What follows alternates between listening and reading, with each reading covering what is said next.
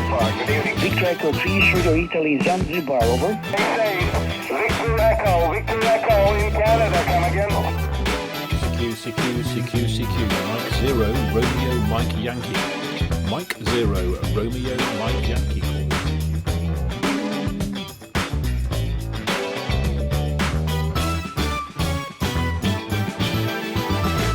Hello everyone, welcome back to the shack. Looking more like a James Bond villain every day with enough screwdrivers to take over the world behind my head. I thought I'd give us a bit of a chat about the radio gear that I took to Scotland on my recent trip. From top to bottom, the antenna was a DX Commander, as I'm sure you're all aware. A multiband vertical antenna with 30 2.5 meter radials. The coax was two 2.5 meter lengths of Airborne 5 by Messi and Poloni, and the idea of splitting the coax into two lengths was a very useful feature which we can talk about later. The radio was an ICOM IC705, a very popular and really excellent, relatively new radio for portable operations.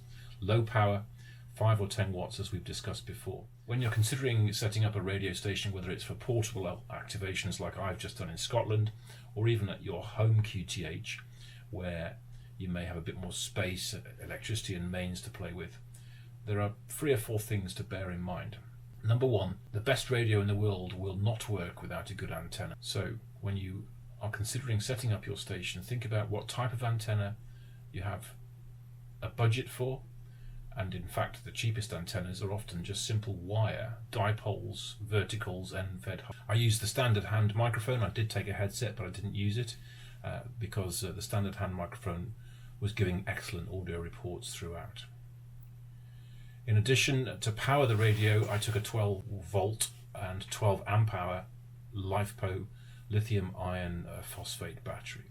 In order to keep the battery charged, I took a solar panel. Now, I was lucky because I have access to a 60 watt rollable power film solar panel, which works extremely well, probably overkill for my requirements. In order to make the charging process safe and reliable, you need a charge controller, and as I've mentioned before, I used a Victron charge controller. This worked very well. And in preparing to go away, I also realized that I would need to charge my phone, the cameras, etc. So I did purchase a small 12 volt to 5 volt transformer with a USB connection, which allowed me then to charge my phone and the cameras, etc. So if you're new to going out portable, some tips and hints about what to choose. The most important thing is stick to your budget. When I started out, I would be using a relatively cheap antenna and often just bits of wire.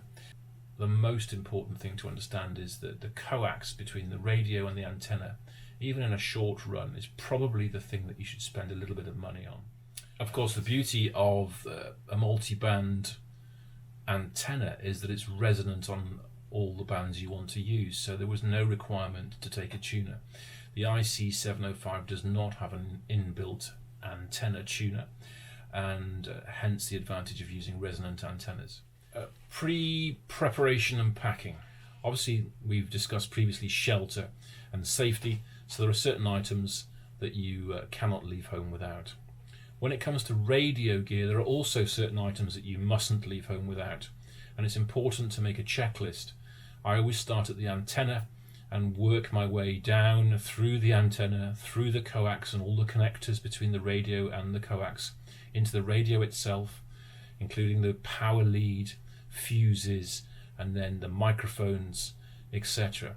And in doing so, you will hopefully not forget any vital piece of equipment when you are literally in the middle of nowhere. With regards to spares, I thought long and hard about what bits of kit were irreplaceable if they broke and would cause a catastrophic failure of the station.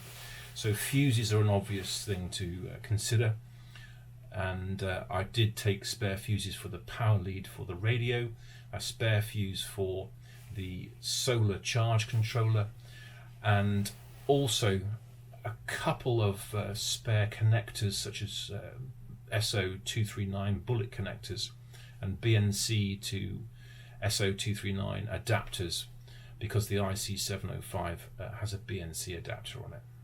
The only bit of spare equipment that I took for the DX Commander was a spare fly lead, and that's because if that were to have broken in the field, it would be quite difficult to fix. I also took plenty of insulating or electrical tape and about a foot of a doingy small bungee cord in case one of those had broken. Other than that, the idea was to keep the weight down as much as possible. In the future, looking to reduce the weight is something that I'm very interested in. The SWR meter that's built into the radio is really very accurate, and you can do a scan if you're at all concerned. I usually monitor the SWR real time, and it's a very good way of ascertaining, particularly if it's dark outside and you're in the tent, as to whether anything untoward has happened to the antenna. So for instance, the bottom of the DX Commander Expedition has the two metal plates, as you know, and at one time the SWR suddenly had gone up, and on investigation what had happened was that the two plates had slightly twisted, and they were in fact touching, shorting out and causing a very obvious increased SWR. So that's a good tip. With regard to the radio itself, it's very rugged, it's not completely waterproof, so I always was careful to use it inside the tent, or at least under some overhead cover. In summary, antenna, coax, radio, and obviously power source. Choose your antenna carefully. If you're just starting out, simple wire antennas are excellent. The coax, get the best you can afford at the budget that you're looking at. If you're going portable, I don't think you need more than maybe 5 meters, and my idea of splitting the coax into 2 proved very useful. The radio itself is entirely up to you, depending on which bands you want to use and obviously which modes. Just a word on budget. There's no requirement to spend a huge amount of money if you're just setting out into this hobby. First of all, you may not know that you're going to be doing it in 3 or 4 years' time. So with regards to expensive gear, every hobby has some startup costs, but there's no reason why you need to spend a fortune on the latest and greatest gizmos and gadgets to get yourself on the air. There are certain advantages, of course, for better coax, and I would encourage you that if you've got any spare money in the budget, to buy the best antenna and the best coax that you can afford. The transceiver or the exciter really doesn't make that much of a difference in your ability to get a signal out. Although obviously having a nice radio like an ICOM gives you some bells and whistles. There's no reason why a 20 or 30 year old HF set or a 2 meter 70 centimeter set can't give you just as much fun. So I would encourage you to think about that, particularly if you're starting out and wondering whether this is for you. And finally, what I'd like to say is that what I've discovered recently is that the combination of walking, hiking, camping and ham radio seems to me to be an excellent idea. It keeps you fit, it keeps you active, it allows you to enjoy nature, and the safety aspect of having a radio with you should something go wrong when you have no telephone signal can't be ignored. With that in mind, I would encourage all of you who see this to consider, rather than just sitting in the shack, even if you go for a walk in the afternoon, take a radio with you and have some fun in the outdoors. Leave no trace, respect nature, respect farmers, gates and fields and fences, etc. and enjoy yourself. It's a great hobby. There's so many aspects to it.